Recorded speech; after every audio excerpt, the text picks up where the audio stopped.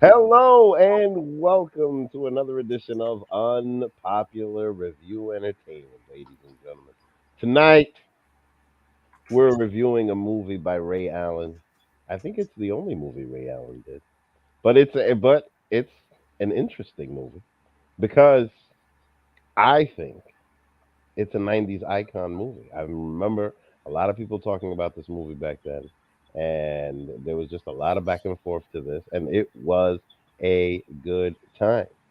It is the movie starring Denzel Washington and Ray Allen called He Got Game. Let's talk about it. Ladies and gentlemen, this was fantastic. Joining me tonight is Mr. 40 Acres. Oh, funny, hilarious. Ha ha! Yeah! Okay, I can't wait to hear your explanation behind that. And the next doctor is also joining us this evening, ladies and gentlemen. How you doing? How you fellas doing? What's going on? I'm doing all right. I tell you that my eyes are red for another reason, and not because of the reason that is passed in three-quarters of the states in this country. I'm doing Um, fantastic. Can't wait to get into this one. It's definitely interesting watch.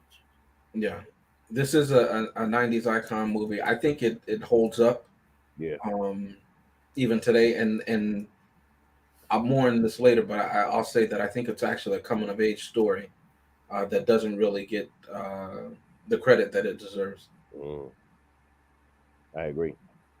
I agree. I think that Denzel did an amazing job in this movie. I think that the the story was relatable to a lot of people, and a lot of urban youth, honestly, especially at that time.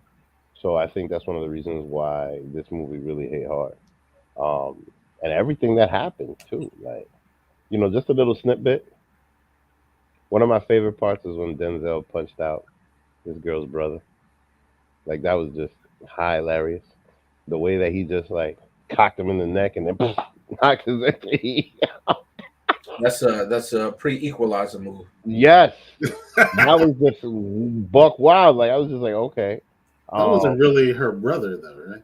No, I would say, it was her brother in that they were doing cousin things. in fact, they were kissing cousins. You all translate that as you wish, but That they were doing cousin things. is hilarious. No, but we should synopsize this movie. This is a 1998 Spike Lee film. His production company, 40 Acres and a Mule. That's why I'm named 40 Acres tonight. But it's about a father who is given an opportunity. What's going on, Shaman? Given an opportunity to get an early release from a 15-year sentence if he can get his son, who is the number one prospect in the country, basketball prospect in the country, to go to the governor of New York's alma mater. And the father is trying to reconnect with his son. By the way, the father was sent to prison for manslaughter, and that being of his wife and his son's mother, of course. And so he's trying to reconnect with the son and daughter. At the same time, he's trying to reconnect with society. At the same time, the son is being inundated with all these offers, and having been inundated with all these offers since we find out in the movie, since middle school. And so here his father is, who of course he loves, but he hates in a way. Um, and he sounds like one of the many in that cacophony of people saying, I have your best interests at heart. And he's still a kid trying to make grown decisions, not knowing where he can turn to trust someone. So all of that is involved in He Got Game, which is in reference to his basketball skill. This was my pick. I wanted to do this one a long time ago on UPRE, and just recently I got the opportunity to pick this one. I've always enjoyed this movie. Sorry if I've just hijacked this to go first, if y'all don't mind. I think it's a great coming of age story, a great father and son story. To Vic's point, it speaks to a lot of people,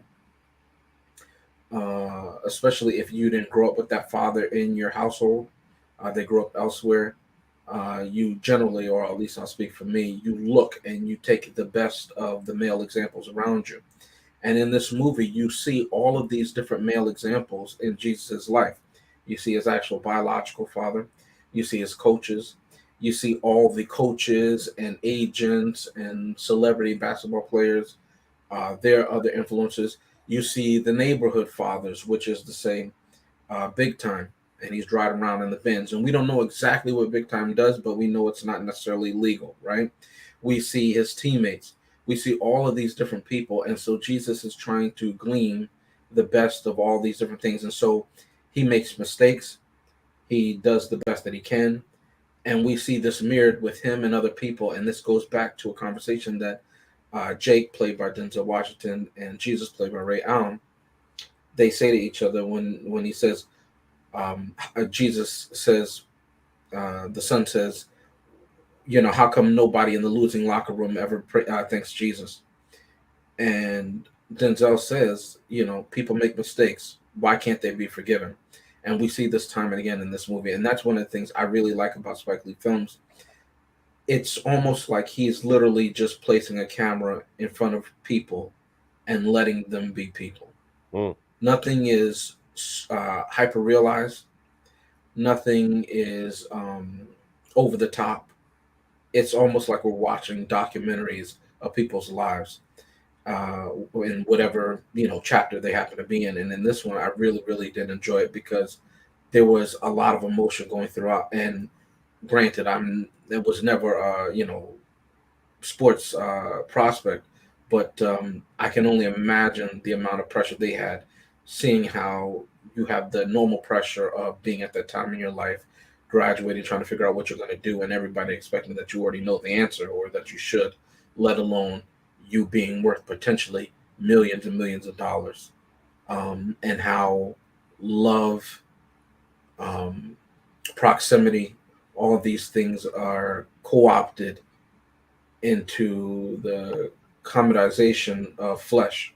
You know, um, I think it's a beautiful movie, but I'll let somebody take it so far. Well, I'll chime in.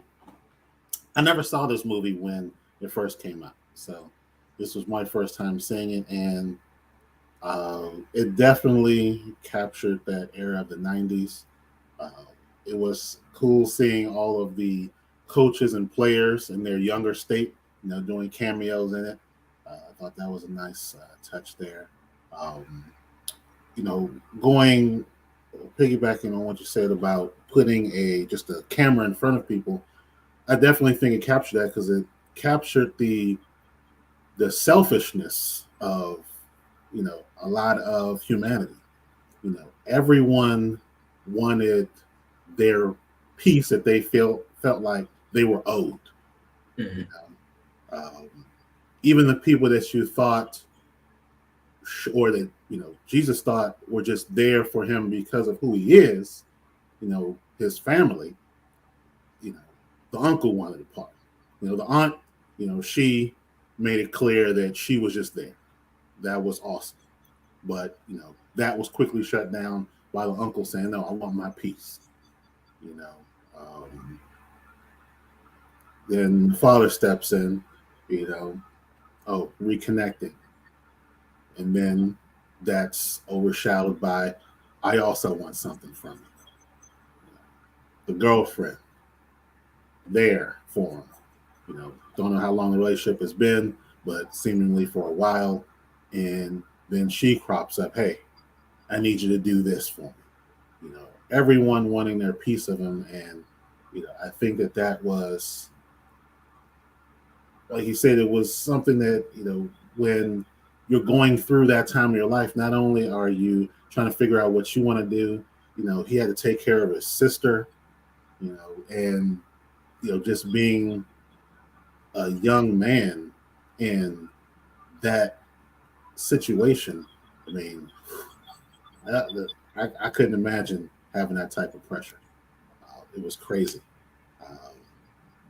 But I think Big Time, for whatever he might have been doing on the side to, get his piece, he really laid it out, went on during the car ride of exactly what the pitfalls would be. And we saw pretty much all of them. Well, not maybe not all of them, but we saw a lot of them displayed. When he went to that last school, I mean, I don't know how real to life that part is, but it seemed grounded. I mean, they threw everything at him. You know, starting Mm-hmm. off, hey, great campus, all the attention. Becky. Sits down in the stadium or the auditorium, him highlighted.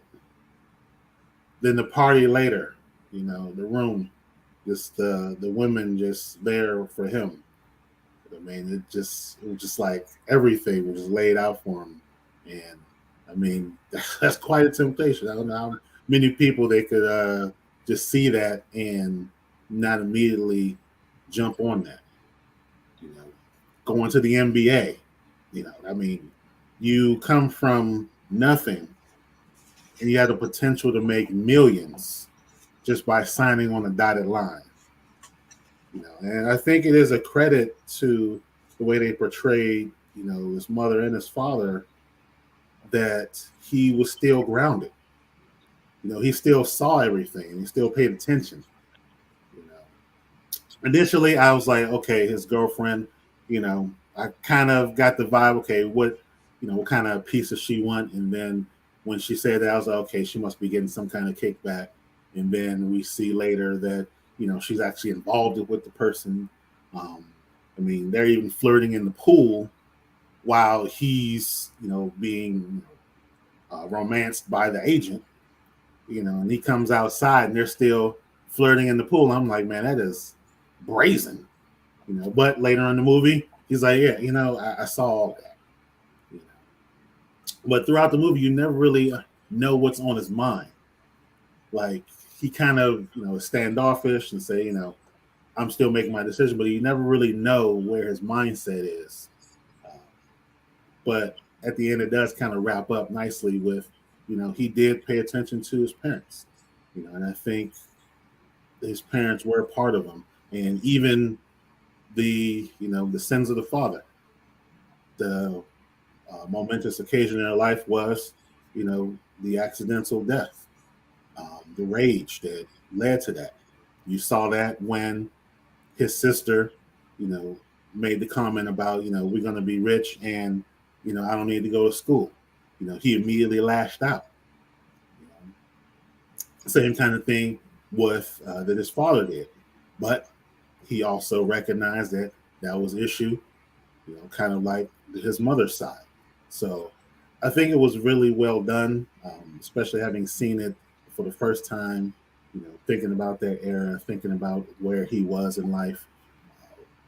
And I mean, yeah, I mean, definitely the acting. I mean, Denzel, it was Denzel. You expect that kind of performance from him. I thought it was also cool that one of I guess Denzel's kind of signature moves, with his hand when he threw the basketball away. He did that little thing where he kind of cups his hand. I was like, that's signature Denzel. Um, well, yeah, this was actually a pretty interesting movie. I definitely like the direction.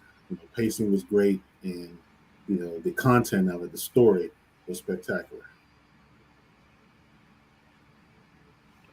Okay.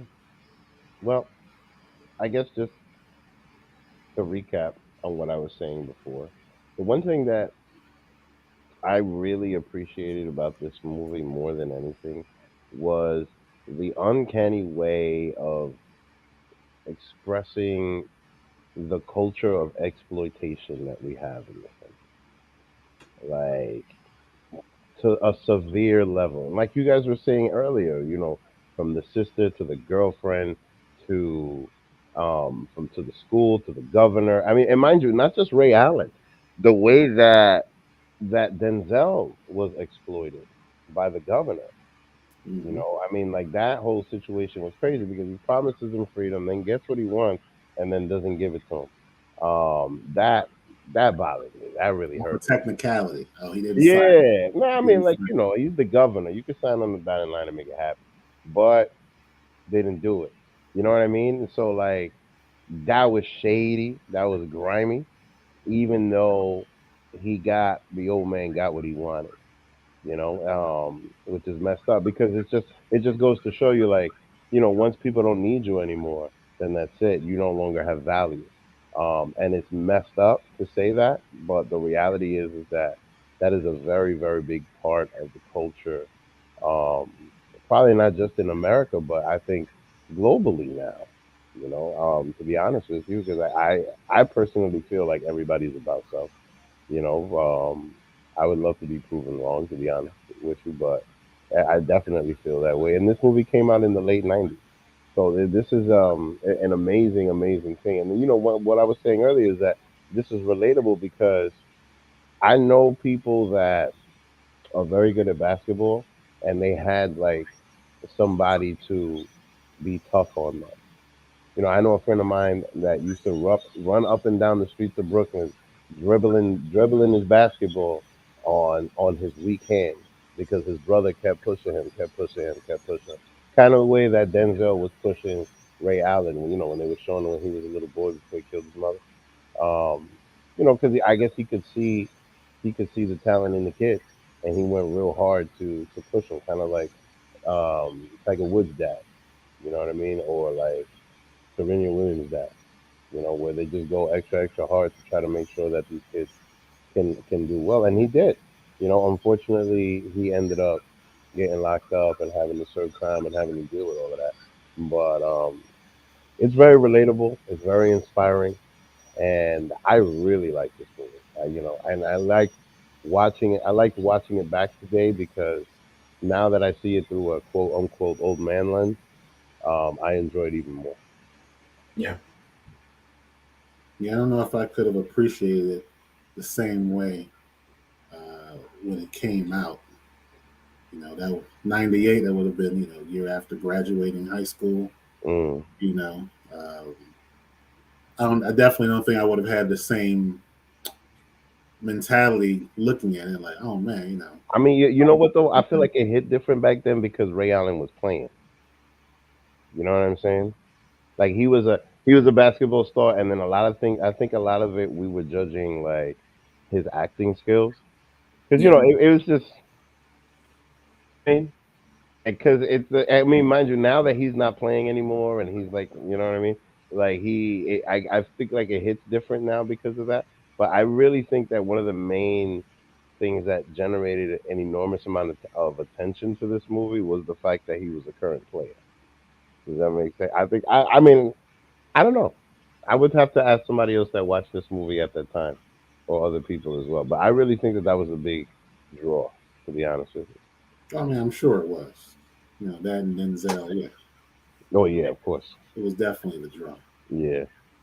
Now I had seen this movie before. I can't remember if I was taken to see it when it came out in '90. I think I would have been about three or so. So I'm not sure if I was taken to this or I just saw it later on video. But I've always enjoyed it, and it always spoke to me. I wrote down a couple scenes, just if you happen to be at home and you're watching it, or you can probably find these on YouTube now. But I like the scene when you see Jesus and Jake, and they're walking on the boardwalk, and they're talking, and it jumps the dynamic between the two characters from associates, you could say. You know what I mean? When Denzel is like, he's smiling and he's laughing and he's like, I knew you'd come, but he's also surprised and he's also happy. He's happy as a dad. He's surprised as an associate, but he has the faith of a father. You know what I mean? Of that I know who you are. You know what I mean? And I knew you would come. To Rashad's point that we instill certain things in you as a child, and those things don't leave you, especially as you get older, right? Mm. And then it turned into them as equals. They're just two men, you know. As Jesus is coming into his own, they're just two men talking, and they kind of are peers to one another. It's weird, And I'm a firm believer that children and their parents can never be friends. I know some people they don't adhere to that, and they believe that they're friends with their parents. I don't think that's ever the case. I think you can be close to your parents. I think that you can love them. I think that you can like them, but they're never your friends. They're always going to be your parents. There's going to be a separation to whatever extent, right? Um, and At some point though in your life, and it doesn't have to be when you're very old, right? You can be at certain key milestones in your life. You're gonna talk to your father or your mother, and in this case, let's say a son to his father, a daughter to his mother, her mother, almost as equals. I understand you. I see you. And then that moment, the wind blows and that moment's gone. But for a time, for a moment, they were there and they could see their whole life ahead of them, and the parent could see their whole life behind them. And I just thought it was a beautiful moment between those two characters. Jake and Dakota, all their interactions. Mila Jovovich is in this movie, and we should give her credit. I think this is one of her finest acting performances in film. Even though I love The Fifth Element, I think this is probably her best performance that I've ever seen her in. Um, how vulnerable she is, the scene where the two of them make love. It's it goes from two people who have been, I use euphemisms, they've been in the game for a long time. And as Dakota says, he says, how many people have you been with in the past 6 years? And she says, quite a bit, And he says it's been 6 years, or what do you say? Something like 2,000, whatever, however many days or whatever like that, which equals out to like 6.5 years. And yet, when he first puts his hands on her in a intimate, sexual way, it's like they were old lovers, Mm. like they were first loves for each other. She completely made herself available to him in a way that you see she doesn't do with Sweetness, even though in her mind she believes that Sweetness loves her. We never saw when they had sex. She just treated him like any other trick or any John or whatever term you want to use. But when Denzel put his hands on her and he says, "Let's slow down," you know what I mean? She was who her real name was back in her Mm. hometown, and they were both first timers again. Or Denzel was the more experienced one. Mm. And then when he says, "Let's take it to the bed," then you see all of that pent up. I don't even know what the correct term would be, but all those 6 years, 6.5 years, come out in a burst. You know what I mean? And she's the more experienced one. Mm. And then what does she do?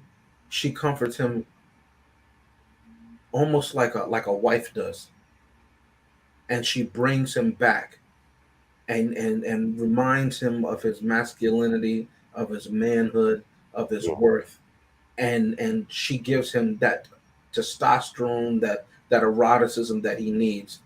You know what I mean? Not in a salacious way, but to bring him back. And the two of them make love that way. Mm. You know what I mean? They were like a salve to each other. I thought it was a beautifully acted scene, but all their scenes were great. But that in particular, I thought it was so beautiful, and it wasn't exploitative. Just a really, really great scene. Throughout this movie, I said and I mentioned, I think the highlight is Jesus and Jake, the father and son dynamic. And again, we see the analogy of father and son throughout all the different characters, right? And even the father, he wanted something. He said, "I'm gonna keep it real with you. This is what I can get out. I'm trying to get out of here." Okay. Um, but whenever they interact, it's always a reversal. The father has become the son has become the father, Mm. and then they trade off, and then they trade off again, and it's like a constant loop. And again, it speaks to, as I said, to me at least, when they're walking on the boardwalk. Um, and it's like they meet each other at that moment. That's one of those moments. He's about to graduate. He's about to go off to college, and I don't have any children, uh, and I can only imagine if I'm blessed to have children, if I'm blessed to have a son or a daughter. But it's different. Let's keep it real. I know it's 2023, and I'm supposed to say everything's equal, but it's different, right? And I send my son off to college. Uh, I can I can greet him and say goodbye to him, quote unquote goodbye, as a man. The next time I see him when he comes back, he's not going to be the same kid that I sent off. Mm. It's one of those moments, and I just thought it was so so beautiful.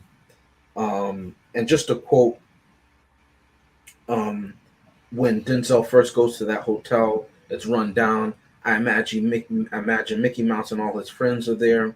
So so are the roaches from from 3 million BC or whatever it is, right?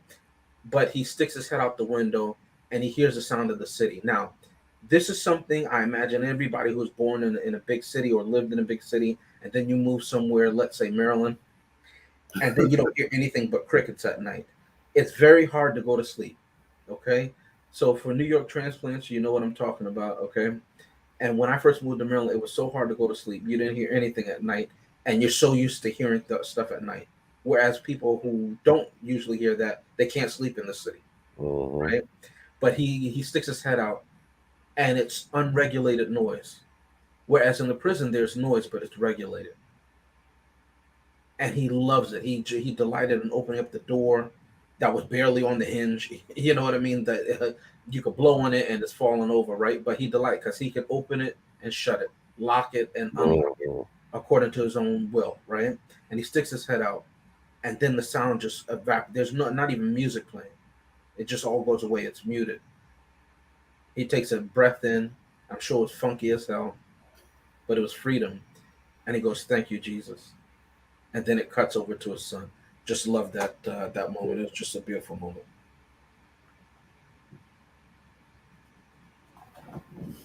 Um, I want to, I guess, I'm not a sneakerhead, but he bought J's, which I guess have always been a popular shoe, but he actually wore them to play, Mm-hmm. as opposed to today where you just wear them as a fashion statement. Mm-hmm. Hmm. And, actually doing any activity in them that would, potentially damage them is, seen as taboo. There Mm-hmm. was a time where you actually, I would guess, because I didn't have Jordans back then. I guess it was a time where you actually wore Jordans to actually play in, since it was a basketball shoe. And I just No, thought it was um, an interesting look back in time to a point where you know it was the function and not the form. I 1000% agree with you on that. The only main difference is that now when kids go buy these sneakers, there's only 120 pair per store. Right? So since they put these limitations on these things, that's what kind of like created this black market and this culture. Because before, when this movie came out, if your sneakers got ruined, you could just go get another pair at Foot Locker. Now you can't do that. Sneaker comes out, everybody sells out, then that's it. You got to wait for it to come out again. That's pretty much what's happened now. And mind you, and here's what's happening now. The same thing is happening with the fitted hats. With the fitted hats and all the World Series on the side. They're making these limited editions and blah, re-releasing them, and then that's it. Just a few. There's a couple of sneakers that lasted a couple of decades, honestly, and just can continuously re-release. But then once they release them, bam, it's a limited thing. And now all the kids they want to be exclusive. So then that's created a culture of like, oh, you can't have any creases, you can't mess them up a little bit, you can't do any activities. You just have to make sure that other people see you in your sweatpants that are cuffed at the ankles. You know what I mean? And so that everybody can see your sneakers. It's called and oh, there's turkey neck culture because they want to make a turkey neck. Anyway, I'm talking too much about that. But I agree with you 1000% because that is ridiculous. I think you're correct though, but if I can turn that diamond on a side just a little bit, you got to remember that Denzel was a basketball player. I know Not that. not excuse me. Jake was a basketball player, right? Tried and true. Whenever we see him on the court, he's taped up his knees because he knows the rigor. Plus, he's older. Plus, he hasn't been playing like that. Well, he's been playing in prison. You see, it was even taped up like that too, right? Because he Mhm, knows the demand, and he obviously doesn't have the bands and everything that they would use outside. mhm. Whereas in the '90s and even today, and we see this, and this is a great point, and I'm glad that you all brought this up, because whenever we see that he's talking to the talent scouts and agents, right? They always come to him with stereotypical, superficial. trinkets. And I'm not going to call it what I usually call it. Online, they will call it ninja trinkets, Hmm. but Hmm. essentially that they're offering him Rolexes. They're offering him Mercedes cars. Cars don't appreciate. They're not offering him anything that will gain him money in the future, right? Whereas his parents are saying, get your education because, and even John Thompson in Georgetown, he says, whatever decision he makes, I hope that he doesn't just go to the NBA, that he gets his education so that he knows how he can invest his money. And to John Thompson's credit, I believe that's the gentleman's name. Forgive me. Um, yeah, out of Georgetown, the head coach then at Georgetown, because whenever he recruited players, I think he did Patrick Ewing and everything like that, but he always wanted them to get an education so that they could have something to fall back on.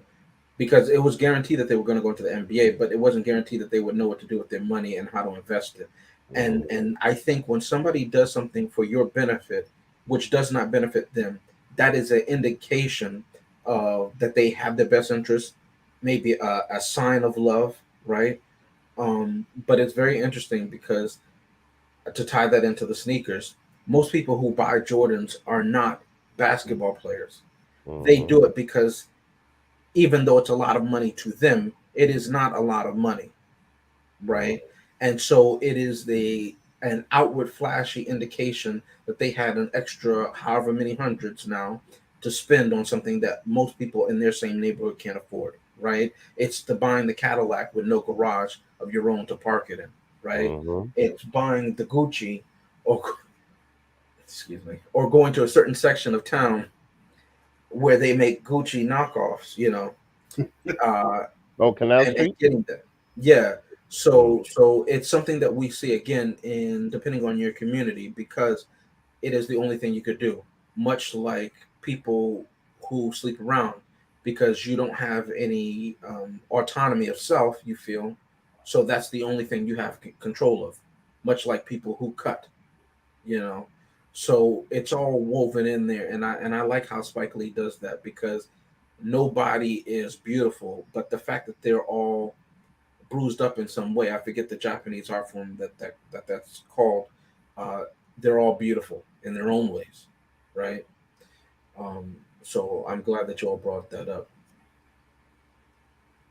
All right. So let's get into our ratings. So overall, you know, I don't think I've ever given anything a thumbs down. I wonder. I gotta look back. But clearly, this movie was very entertaining. Loved watching it again. Clearly, it's gonna be a thumbs up for me. Oh wait, I gotta find the thing. I wasn't ready, but it's a thumbs up for me, y'all. Let me find the thing to put it up in my face. There it is. There it is. All right. Who's next? I'll go next. Overall, while this was definitely a entertaining movie, I thought it was also sad. Um, the Jesus, he just wanted to make sure that he and his sister were taken care of. You know, you could see that through everything that he was doing. It was just to make sure that his family was good. And, you know, at every turn, someone wanted their piece of it, and that's got to be tough, especially when it was from his family who, uh, I mean, the uncle at least, turned. I mean, it was just seemingly out the blue, where hey, I want my piece too. Don't I deserve it? You know, girlfriend, I deserve my piece too. And it was just really sad. And then when Denzel, technically failed his mission because he didn't get the letter of intent signed. He's at the court, the prison court one like kind of last time. He starts walking forward, and you see him go into the no go zone. And the guards on the side, the wall, you know, pointing the sniper. You know, at first I was like, oh, is this just they're going to take him out because they don't want any loose ends? But no, he's just a prisoner. And you see that he's walking to the no go zone, and it's like, you know, has he just given up? Um, and then he throws the ball, and he eventually comes back. I mean, it was just a really had this kind of overarching sadness to it um, that I guess went with the theme. You know, while ultimately Jesus got, you know, what he needed, went to a big state, you know, was going to get his education. The path, you know, wasn't easy, and it was challenging, and it was ultimately sad, you know. But that being said, the story, the way that all came together, the way it made me think about things, was definitely a thumbs up for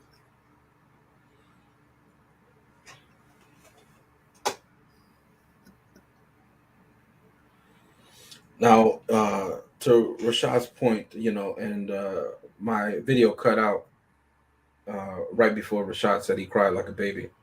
And I'm not saying that I did when I watched this movie, first time or however many times thereafter, but it does tug at your heart. I think it was beautiful that scene that the next doctor just talked about when he walks out there, um, and he doesn't even care anymore, you know, and he throws that ball, and then the ball just comes. You know, if we're going to talk about a hyper real moment, you know, and then the ball just comes onto the court at the university, and it's like they again have that connection, and he's like, "Thank you, Jake." He doesn't say that, but you know, I let me just say that I don't think that fathers get enough credit. I don't think that men, and when I say men, there is a distinction between men and boys. I don't think that men get enough credit in our society. Um, Oftentimes, you know, as children, we can have a an easier time with our mothers, right, than our fathers. Our fathers don't have necessarily have the luxury to say everything that we want to hear. They have the responsibility to tell us the truth a lot of times, and a lot of times the truth is painful. It's hard, especially for young men. And it's only when we get older and we've lived long enough to see something and learn something, hopefully, that we say thank you. You know, I think Vic said that he knew somebody that they used to drill them to drill with their weak hand. You know, we hated it, we hated them, maybe, you know what I mean, at the time. But when you reach a certain point, you know, or if you're at those turning points and you have that clarity for that moment, which is the ball coming onto the court, thank you, you know, and it's a realization that no, you know, as Denzel says, I'm not perfect and nobody else is perfect. Mm. You're not perfect. You miss sometimes. You see what I'm saying? And that is manhood. And sometimes nobody ever says thank you. But I think this is going to sound mean, but I don't mean it this way. I think only men can really thank other men. You know what I mean? The same way men don't really understand women. Mhm. Only women understand women. Mhm. And that has its own beauty. I picked this movie, of course. It's my favorite of Spike Lee's films. It's a thumbs up for me.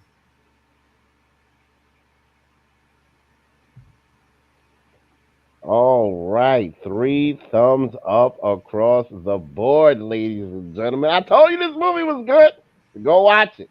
Go watch it because it is popping. So now we're done for the night, ladies and gentlemen. So for myself, for 40 Acres, and for the next doctor, we'd like to bid all of you a good night. Thank you, and come again. Hey, where's the out video? I should be ready with these things. Yeah, yeah, okay.